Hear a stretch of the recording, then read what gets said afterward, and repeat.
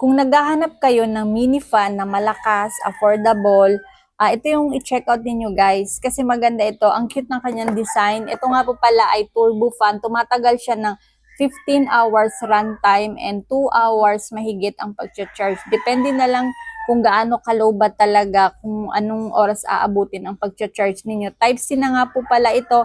Yung design natin guys, ang ganda. Malakas yung bugan niya hanggang 100%. Tapos wala siyang on and off. I-click nyo lang to ng double click. 1, 2. 58% na kanina ko pa siya ginagamit. So ayan, 20, 40, 80. Tapos ito guys, matagal siya malobat talaga.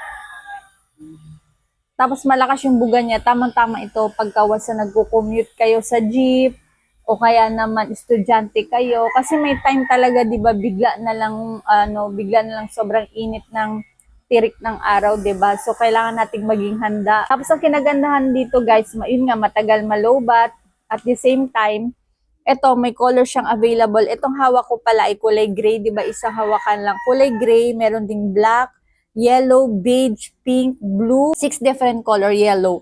So ayan, kung ano yung favorite color nyo, yun ang i-check out ninyo. Kasi lahat naman maganda guys, tsaka ang ganda ng kanyang design. Oh, ito na siya, nakabox. So sa mga gusto mag-check out, ilalagay ko sa yellow basket.